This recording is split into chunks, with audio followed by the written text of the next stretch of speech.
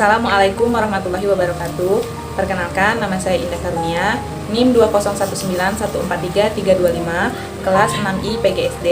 Di sini saya akan menjelaskan pengertian ABK dan jenis-jenis ABK untuk memenuhi tugas mata kuliah pendidikan inklusi. Apa itu ABK? ABK adalah anak yang memerlukan perhatian, kasih sayang yang lebih spesifik, baik itu di lingkungan, rumah, sekolah, dan lain-lain. Spesifikasi tersebut ada karena memiliki berbagai hambatan dalam pertumbuhannya dan memiliki karakteristik khusus yang berbeda dengan anak yang pada umumnya. 1. Tunanetra.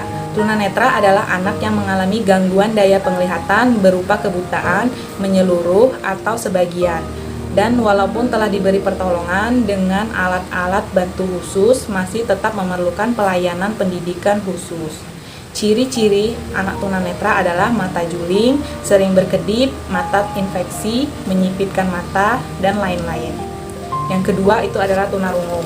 Tunarungu adalah anak yang kehilangan seluruh atau sebagian daya pendengarannya sehingga tidak atau kurang mampu berkomunikasi secara verbal, dan walaupun telah diberi pertolongan dengan alat bantu dengar, masih tetap memerlukan pelayanan pendidikan khusus. Ciri-cirinya yaitu kesulitan dengan ekspresi lisan, dapat menjadi mudah frustasi, berkomunikasi dengan bahasa isyarat. 3. Tunadaksa.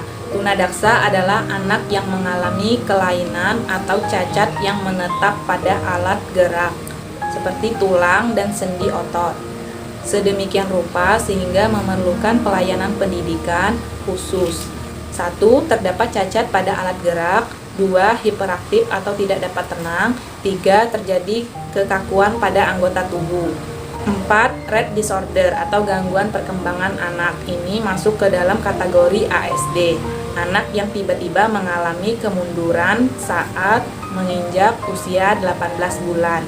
Ciri-cirinya yaitu gangguan tidur, mudah marah, dan menangis. 5. Tunagrahita atau Down syndrome.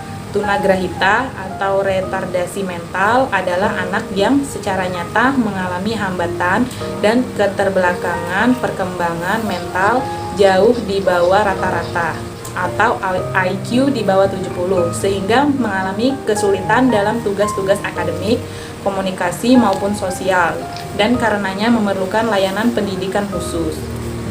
Hambatan ini terjadi sebelum umur 18 bulan. Tunagrahita ini masih dibagi menjadi dua, yaitu tunagrahita biasa dan tunagrahita Down syndrome. Ciri-cirinya yaitu tinggi badan relatif pendek, kepala mengecil, hidung yang datar menyerupai orang mongoloid. 6.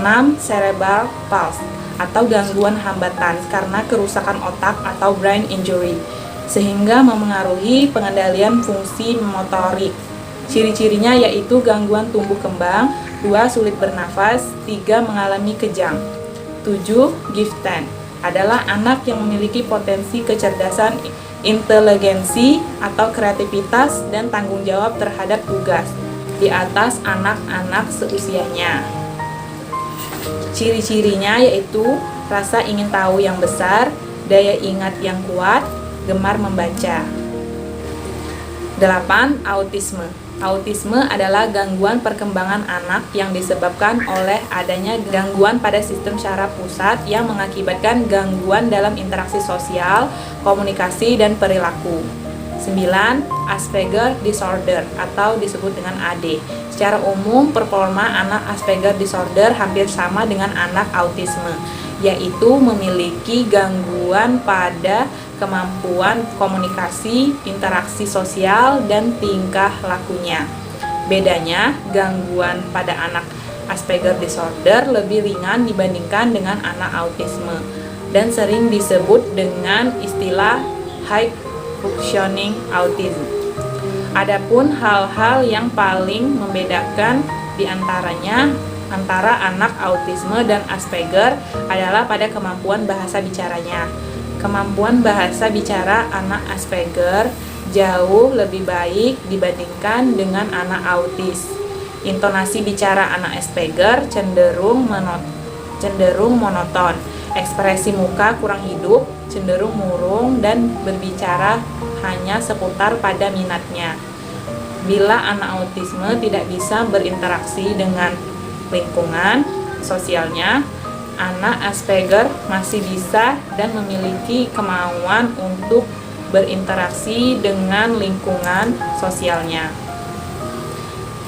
Kecerdasan anak Asperger biasanya ada pada grade rata-rata ke atas, memiliki minat yang sangat tinggi pada buku, terutama yang bersifat ingatan, memori pada satu kategori, misalnya menghafal klasifikasi hewan, tumbuhan yang menggunakan nama-nama Latin. 10. Attention Deficit Disorder with Hyperactive atau ADHD. ADHD terkadang lebih dikenal dengan istilah anak hiperaktif, oleh karena mereka selalu bergerak dari satu tempat ke tempat yang lain, tidak dapat duduk diam di satu tempat selama lebih kurang 5-10 menit untuk melakukan sesuatu kegiatan yang diberikan kepadanya. Adapun ciri-cirinya yaitu rentang konsentrasinya sangat pendek, mudah bingung, dan pikirannya selalu kacau, sering mengabaikan perintah atau arahan, sering tidak berhasil dalam menyelesaikan tugas-tugas di sekolah. Nah, itu saja penjelasan dari pengertian anak berkebutuhan khusus dan jenis-jenis anak berkebutuhan khusus.